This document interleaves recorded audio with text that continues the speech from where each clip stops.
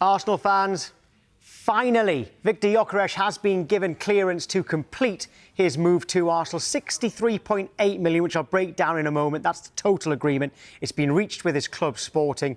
He's going to have a medical in London to finalise the move. Then he'll fly out to join up with the squad on their pre-season tour, which is in Asia. So this is the breakdown. Arsenal are set to pay £55.1 million as a fixed fee, and an £8.7 million more in potential add-ons. So that's the breakdown. Now, negotiations around the bonuses dragged on for, well, more than a week until there was a breakthrough earlier this week. It's understood that Sporting were still analysing the contracts for much of yesterday before finally being satisfied that there was a total agreement. Sporting are believed to be satisfied that they will receive the full amount, as the add-ons are deemed as, we're told, easily achievable. Gyökeres' agent waived his commission of around £5.6 million to help talks progress over the guaranteed fee.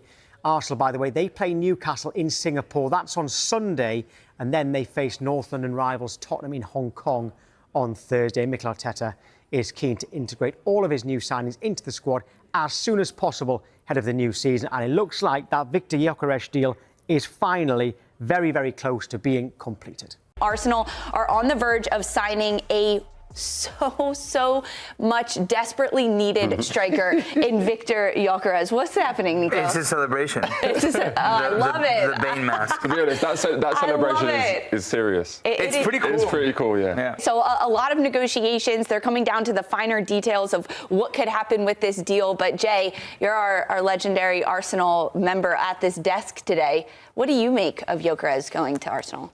He really needs to hit the ground running. This is not a situation about give him time, bed him in, let him adjust. No. He needs to go in there and start scoring goals straight away, because when you look at the history of the Premier League titles, they always have an attacker that scored at least 20 Premier League goals. And that's what we see last year with Salah, we've seen it with Haaland. Arsenal need that if they're going to actually compete. But I'm happy about it, I am, but there's a lot of questions I still ask. Not many forwards from Portugal come out of the league and do really well, and he scored a lot of goals against the lower end teams. I mean, we spoke about it yesterday, didn't we, Phil? But ultimately, it is a positive. We do have a striker, we do have to believe in him, and then we do have to give him that service as well. If you don't know at home, I am an Arsenal fan, one of the biggest out there. He is. I can certainly vouch for that. Just picking up on a couple of things you were saying there, Jay. It's true. I was looking at some of the strikers that have scored loads of goals in Portugal and then gone elsewhere and haven't necessarily lived up to expectations. We've got a really big example at Liverpool. Obviously, Darwin Núñez smashed in the goals and hasn't quite done it in the Premier League. In fact, he scored more goals in one season at Benfica than he has done in 3 seasons at Liverpool, so it hasn't been that easy. There are loads of names. Mehdi Taremi scored loads of goals for Porto, hasn't happened. Jackson Martinez going further back, so that's a little bit of a... Yeah, he scored loads of goals at Porto and it didn't work at Atletico Madrid. So that's one little thing. You mentioned about him scoring goals, Viktor Gyökeres scoring goals against the lower level teams in Portugal. I was looking here. He scored 39 goals last season in the league in Portugal, which is a terrific number.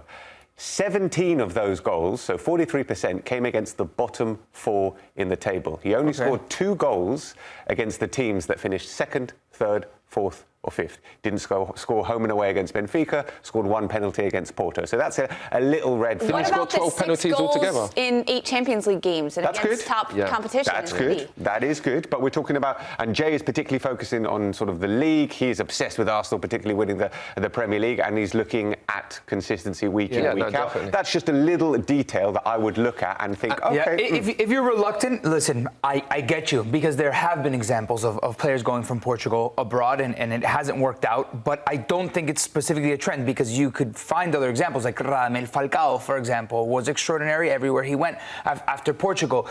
Look, apart from Man United. Apart from, but who did well at Manchester United? Like, I think that's